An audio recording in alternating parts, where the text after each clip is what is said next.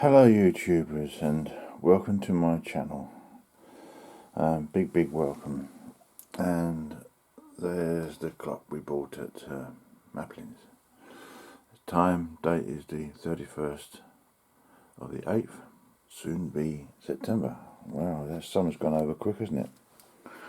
Before I move on to the next thing, I just wanted to show you this mount I got. I've got this tile here.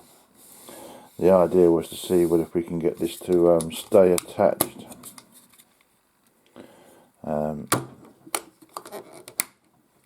It's not staying attached for very long, so it might be that we'll have to find something else. Ideally, a piece of glass would be ideal, but or a very smooth tile. But this seems to be coming up at the moment. I'm still experimenting with it, but we can attach our camera on there, and we can swivel it around all over the place. It's brilliant so far, and I haven't really got around to using it yet. You can swivel it around all angles. Going to be very handy for the close-up shots, and I'll be able to use this camera. The only annoying part of it is that the mount for the tripod is different for the mount for this, so it's only small crosses to bear. Now the next thing I want to talk about is I have made a big boo-boo. Oh, it's a classic. On Monday, Bank Holiday Monday, I woke up. Have you ever had that feeling where you wake up, you've slept in too long, you've probably gone back to sleep again, and you've woken up, and all day long it seems to be that your left half of your brain doesn't seem to know what the right end of your brain is doing, and you feel drugged, and you just feel generally pretty, can't do anything, can't even think straight. Well, that was the wrong time to be messing around with my Hakko FR300. Unfortunately, I made a catastrophic mistake with this thing.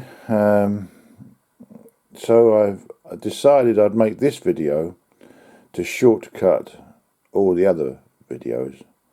And rather than let you go through all of that and see what I did, we cut to the chase. And we don't need to go into all of the details. What I decided to do was get my multimeter out, test some few voltages and stuff, just to remind myself really what was going on with this, because I haven't touched this for absolute ages, long time. When I made the last video, that was just about it. That wasn't actually going into any details, which obviously somebody's asked me, but if I could go into some details. And this was that attempt. Now then, when it was plugged in, not realising that it was plugged in, though I was using my multimeter on it, I got distracted. And then after I got distracted, I went and made a cup of tea, came back, and this is what happened. I forgot that this was still plugged into the mains. And I decided to get these resistors out to hold it in place. I would lock this in the vise. And as you can imagine, a metal vise. And we shorted out these 2 points here. And it went bang, as it would do. Oh, it was a really big bang. And there was sparks.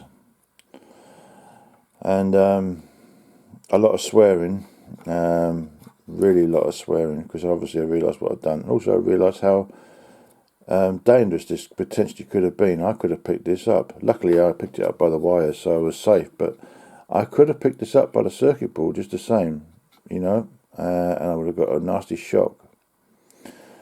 Completely my own fault. So anyway, after I'd done that, I went to have a look at the other footage. Basically looking at these resistors. I wanted to see exactly what was going on with them. So I unsoldered one end, and this resistor here on the end was reading, I've got it on my bench here somewhere, 141 megs is what it was reading, and it's supposed to be 160 ohms. And if you turn it over on the other side, I'm going to try and zoom into this. there's a black bit underneath which wasn't visible before. But looking at the other videos, if you look very carefully, very slightly, there's a darkened area in the middle. And I looked at the footage before this blew up, before I made my big mistake. And I noticed that this was a slightly darkened area. And if you look very carefully, just getting a pointer out for you, you can see. Here, just trying to zoom in a bit more. I'll probably overdo it. I don't know if that's visible on there. Do you see there, where my thumb is? Where that zigzag resistor line is, to show where a resistor goes, there's a tiny bit of black. And if you look where it's connected to, it looks to me like it's connected from one side of this switch to this switch, which drops the voltage down for these two terminals which go to the motor. Because when I tested the motor, I put an ammeter in between and it was drawing no amps, but it wouldn't do because it wasn't even turning over. So we got nothing. So now we're not going to be able to find out. Now, the question is, have I damaged this circuit board? Well, the answer is most definitely. Here, I'm trying to do this with one hand. I was looking at the ground again. If you see here, this resistor, sorry, this small chip, I don't know if the camera's going to pick it up or not, but in the middle you see a lighter area. That is a hole in the plastic casing, which means this is taking a big hit of voltage to do that kind of damage. And God knows what other damage has been done to these small surface mounted here we go again, small mounted transistors. There's one there, and I think there's one there. I can't really see very well. But this part of the circuitry here, as far as I can see, is to do with the element and the control of the temperature. That's what this circuit is here, and it's all small voltage stuff. So obviously a big current has gone through there. And of course this wasn't isolated either. The reason why it's not isolated is because I haven't actually got around to do my isolation transformers yet. I will do a video on that. You know, because I need to do some kind of wiring and sockets and plugs and things, the rest of it. So I have an idea that in the future, if ever I get a circuit board like this where it is not clear that it's turned on and off, as a warning to me, I know I should have checked the damn socket to see. I think of using one of those neon lights and connect that across the somewhere to basically show that it's on. So that's what we're going to do. Hold on a minute, I'll be back. That's me screaming at the cat. Tell her to shut up, wowing on me all the time. I'll go and see what she wants in a minute. So, there's a big lesson to be learned here. I need to be more careful, a lot more careful. And if I feel anything like what I did before, I shouldn't have been messing on with this.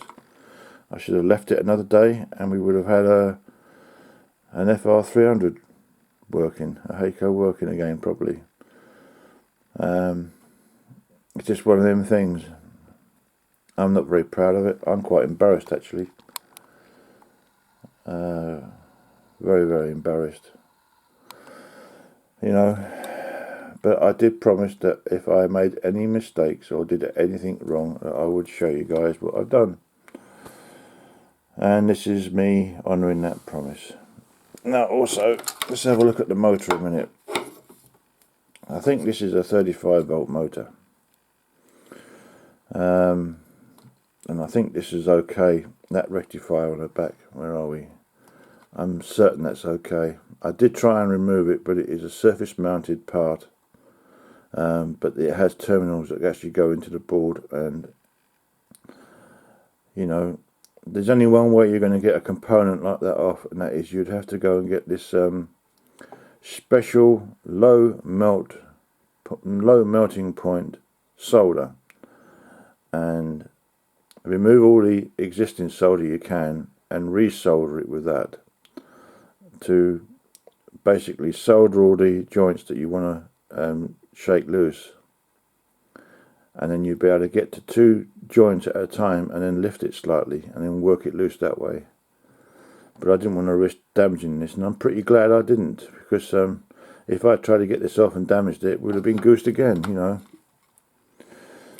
Right, going on to the next bit, the surge protecting thing that I used, which you would see sat over there. I'll go and get it to show you, to remind you.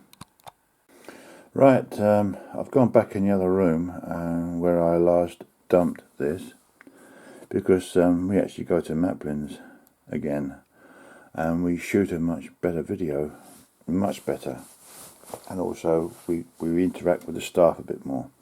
You'll have to see that one when I finish with it, okay? This is the surge protector that I've had all these years. No problem whatsoever until I try to blow it up by being so bloody stupid. Enough to make a saint swear. When the short occurred, not only my meter was tripped, obviously. This strip here was atomized, and this strip here was also the same. And I think this is what the surge protection is for. If you get a real big surge, I think you'll find these tracks are supposed to blow. They are a set thickness and a certain width, and has probably been tested so that it blows when it exceeds a certain amperage, and also there's circuitry in there as well. I really like this because it tells you when it was earthed, it tells you when you was protected, and the on and off switch lit up, which I really liked. I didn't realise how much I would like this when I first bought it. And that is its replacement. Oh, there goes a load of stuff on the floor again, surprise surprise. Now, I like this a lot, and this is what I'm going to use as my main bench PowerPoint from that side, which my oscilloscope is going in, soldering irons and whatever, and these are individually switched. There's only one criticism I have with these, is the light on the LEDs is not very bright. I'm not sure if they are LEDs. It might be a neon light in there, for all I know. I don't know. But they are not very bright. It's alright if it's like this, standing up on its side. But lying flat over there, for me, they are not bright enough.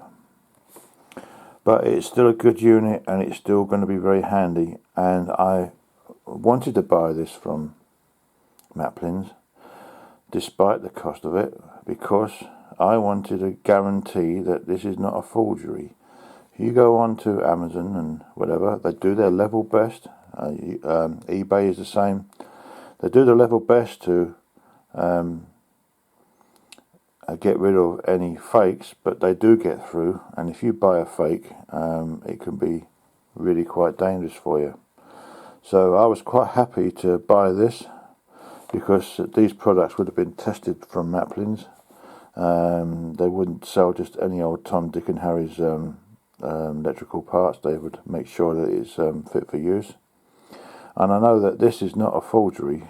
This is a genuine product. And if you look at the back of it, it says on there, surge and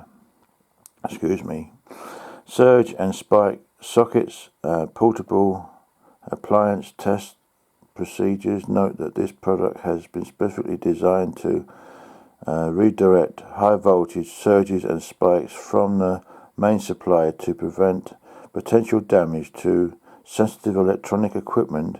When operating correctly, this socket will fail any high voltage test procedure. This is not a defect.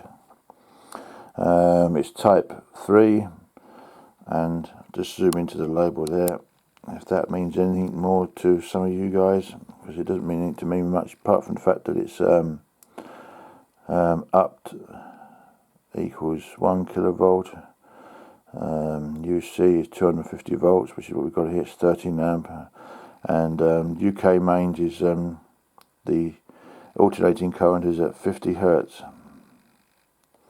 So yeah, I'm more than happy to spend the money on this, knowing that this is not going to be a forgery, that this is going to be the genuine thing. So therefore, I am happy to plug just about anything into this, including my oscilloscope, and I know that I would be better protected. So I better turn all these off. So as I say, that's the only criticism, is these switches are not lit up enough. Now I bought on Amazon 2 of these, and these were to be used elsewhere. It has the power on and surge, the same as the one I bought from Maplin's, just that the lights are in a different place. The switch doesn't light up, the same as on the Maplin one. And it's 1, 2, 3, 4, 5, 6 sockets the same. I bought 2 of these. And this is also surge protected as well. It has a 2 meter cable, 13 amps, 6 sockets, as it says, as I said. Power neon indicator indicates the flow of power to appliance. Thermal cutout protects against temperature rises and combustion. Telcon surge protection supply with 2 meter Telcon Telcon cable. BT to RJ11 protects all sensitive electronic equipment such as hi-fis, computers, videos, televisions against damaging power and surges spikes. I got this on Amazon. I've never had one of these before. It's got a whole load of literature there on there. Now obviously I've taken a risk if this is a forgery or not. It looks pretty good to me. I will open one of these up and have a look inside to get familiar with the inside of these. I want to see how they're put together. If it's sloppy inside, then it'd be obvious it's a forgery. But you have to be very careful what you buy. Even memory pens, believe it or not. There's a load of forgery memory pens in. This is the reason why I went into a local computer shop in Durham, rather than buy one on Amazon or eBay or anywhere on those sites. I know they do their best. I know they try their best to protect us consumers against forgeries, but 1 or 2 do get through. We have a consumer program in this country called Rip Off Britain, and they do. Well, it's making a noise. I thought something was happening there. And they do product tests and highlight the forgeries and things, and they are very, very good, and they are very, very lethal. So how do you know if you've got a forgery or not? Okay, that's enough waffling on. I'll edit this and post this together. I'm not going to post the original footage of the Hakko because I don't really want to put you through all of that. I'm embarrassed enough as it is. I've only got myself to blame for that. Nobody else, just myself. And I'll try my best not to make this mistake again. And I do have an idea what I want to do about it so that it doesn't happen again. I just need to think about it more and try it out and see if it's going to be any use to me. Okay. Well, that's it for now. Catch you later. All the best, and catch you next time. Hello, I've come back to record this again because I want to point out something to you, something very important about this circuit. Oh, hang on, there's the doorbell going. I'll be back. That was Amazon delivering me another parcel, and it had to be put in my hand because of the fact that it is knife blades. You order any knife blades on Amazon, any blades, they have to protect themselves, and they have to put it in your hand. They cannot drop it through the letterbox like your normal parcels, or drop it and leave it in a safe place. And they have to hand it to you, because if children get hold of it, or dogs, well, I don't use your imagination. I don't need to tell you. Right, okay. Now, this is an add-on to the last little bit I shot about this Hakko FR300. Now, this is basically to tell you guys, if you wouldn't mind, if you go back to the first video that I did about this, when I got that many people very interested in it, and I know from the people who saw the video, there must have been a lot of people interested in it. There's one shot, you'll see it. I'm going to see if I can get this circuit board to stand up. I mean, it's knackered anyway, so it doesn't really matter. So I'm going to try and zoom in to a certain place on there. I'm limited for time because I'm going to work. I have to get ready soon. So I'll try and zoom this in. It's going to go out of focus for a second. I want to point out something. Oh, you've gone too much. There's a reason for this. If you look in the video that I made, you'll see this little black mark here. See it? Now, unless you were actually looking for that, you wouldn't have realised it. But that is there on the video that I made all that time ago. And that's proof that this resistor is probably the reason why that motor wouldn't work. And I'm guessing, because I don't know now, I think that one side of the switch has got high voltage to it, and they've worked out using Ohm's law the amount of amps needed, like what is resistor to use, as it were, and the amount of current that the unit uses, or at least that motor uses. See, that motor will have a current draw, just like any other product, any other thing. As you know, a lot of you guys know more about this than me. Like I said, I'm learning as I go along. And this motor has an amp draw, and then when that motor took a hit on that big blob of solder, it nearly blocked the tube. The motor went into higher revs, as I explained, and therefore there was a very much higher voltage, very much larger amp draw across that motor, and it exceeded the tolerance of this resistor, which is 160 ohms. I don't know if the camera was watching it anyway. 160 ohms. So whatever the voltage is to that, then you got the drop across it to feed the motor, and I'm pretty certain it's 35 volts.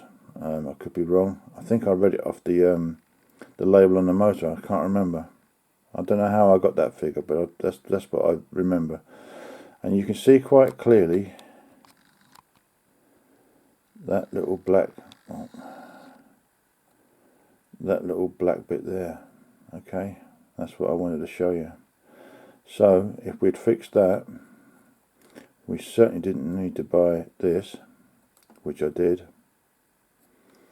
If we fixed that, that would have been it, if I could have found the spring and the bit of plastic that catapulted into my room. Alright, I'm going to edit this lot up. I think that concludes the Hakko FR300, including what happens when you try and blow it up. Feel pretty stupid, really. I should do. And by the way, I don't want any sympathy. I don't deserve any. Really don't. And this is the number of tablets I take on a morning, every morning. That's what I take every morning. And I take 1, 2, 3, 4, 6 tablets on a night. Okay. Oh, and something else. I was going to try using this 180 ohm 3 watt resistor in there, and I did order 160 ohm 3-watt resistor on eBay because I couldn't find one anywhere. So there you go.